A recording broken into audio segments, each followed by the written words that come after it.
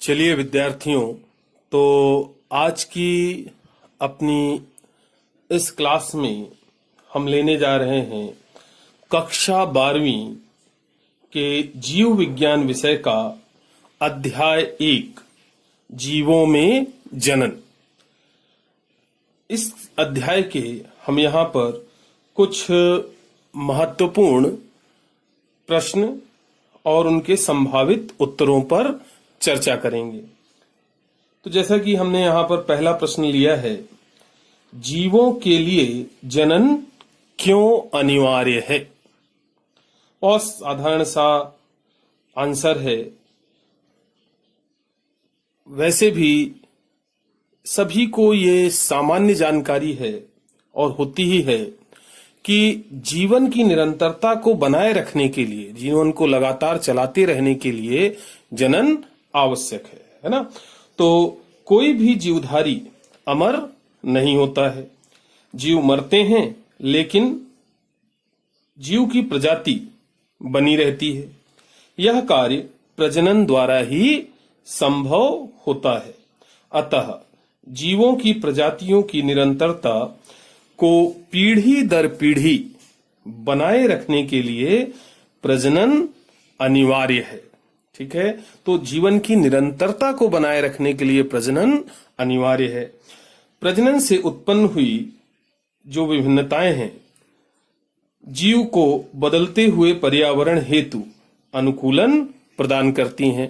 ठीक है, तो जीवन की निरंतरता को बनाए रखने के लिए और पर्यावरण के अनुसार अपने आप को ढालने के लिए इन दोनों ही कारणों से प्रजनन आवश्यक है। ठीक है, चलिए अब हम अपना अगला प्रश्न लेते हैं। जनन की अच्छी विधि कौन सी है और क्यों? जनन की अच्छी विधि कौन सी है और क्यों? तो देखिए बच्चों, जनन की लैंगिक विधि को सबसे अच्छा माना जाता है। ठीक है, क्योंकि लैंगिक जनन के कारण संतति में अधिक विभिन्नताएं उत्पन्न होती हैं। ठीक है, लैंगिक जनन के कारण संतति में अधिक विभिन्नताएं उत्पन्न होती हैं और यह विभिन्नताएं युग्मक जनन के संयोगिक पृथक्करण क्रॉसिंग ओवर तथा युग्मकों के संयोगिक संलयन के कारण उत्पन्न पुनर्संयोजन होती हैं, है ना। और विभिन्नताएं जीव को बदलते पर्यावरण में अनुकूलन की संभावना प्रदान करती हैं। तो ये सारी चीजें लैंगिक जनन के द्वारा ही हो सकती हैं। इसलिए जनन की विभिन्न विधियों में से लैंगिक जनन सर्वाधिक अच्छा है। लैंगिक जनन की विधि सर्वाधिक अच्छी विधि है। अगला प्रश्न लेते हैं। अलैंगिक जनन द्वारा उत्पन्न संतति को क्लोन कहा गया है या क्लोन कहा जाता है, क्यों? तो बहुत ही सामान्य सा उत्तर है। अलैंगिक जनन द्वारा उत्पन्न हुई संतति आकारिकीय व आनुवांशिक रूप से एकमात्र जनन के समान ही, जो जनक है उसके समान ही होती है, अतः इसे क्लोन कहा जाता है।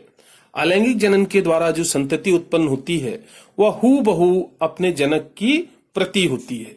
क्योंकि वह हूबहू अपने जनक की प्रति होती है, यही कारण है कि उसे क्लोन कहा जाता है। चलिए अब हम अपना आज का अगला प्रश्न लेते हैं। लैंगिक जनन के परिणाम स्वरूप बनी संतति को जीवित रहने के अच्छे अवसर होते हैं, क्यों? क्या यह कथन हर समय सही होता है? ठीक है, कथन है लैंगिक जनन के परिणाम स्वरूप बनी संतति को जीवित रहने के अच्छे अवसर होते हैं। और प्रश्न कह रहा है कि क्या यह कथन सही है, तो आपको इसे स्पष्ट करना है। तो देखिए बहुत ही आसान है। लैंगिक जनन में विभिन्नताएं उत्पन्न होने के अनेक अवसर होते हैं, एक नहीं अनेक अवसर होते हैं। जैसे अर्धसूत्री विभाजन में गुणसूत्रों का यादृच्छिक पृथक्करण हो जाना, क्रॉसिंग ओवर तथा युग्मकों का यादृच्छिक संलयन, अधिक विभिन्नताओं के कारण संतति की उत्तरजीविता के अधिक अवसर होते हैं। ठीक है, यहाँ पर संतति की जो उत्तरजीविता है वो सर्वाधिक होती है। नए पुनर्संयोजन नई विभिन्नताएं पैदा करते हैं और जितने भी नए पुनर्संयोजन होते हैं उससे हमेशा नई विभिन्नताएं पैदा होती हैं जो बदलते पर्यावरण में महत्वपूर्ण सिद्ध हो सकती हैं, है ना। लैंगिक जनन प्रायः अच्छे अवसर ही प्राप्त कराता है, लेकिन पर्यावरण इसमें महत्वपूर्ण भूमिका निभाता है, मतलब इसमें पर्यावरण भी महत्वपूर्ण रहता है। लक्षणों का चुना जाना, अच्छा होना या ना होना पर्यावरण द्वारा निर्धारित होता है ना। तो लैंगिक जनन के परिणाम स्वरूप बनी संतति जीवित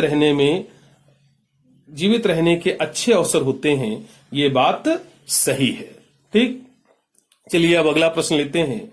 हमारा अगला प्रश्न है, अलैंगिक जनन द्वारा बनी संतति लैंगिक जनन द्वारा बनी संतति से किस प्रकार भिन्न होती है, मतलब अलग होती है।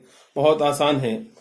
अलैंगिक जनन द्वारा संतति निर्माण केवल एक जनक द्वारा होता है, इसमें केवल एक जनक भाग लेता है।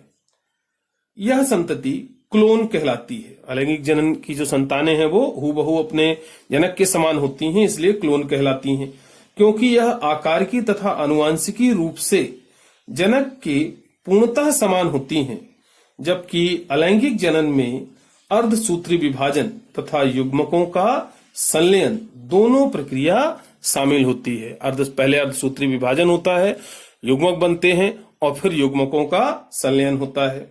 युग्मक जनन के समय होने वाले अर्धसूत्री विभाजन व युग्मकों के यादृच्छिक संलयन से अनेक नए पुनर्संयोजन बनते हैं, बहुत से नए नए युग्म बनते हैं।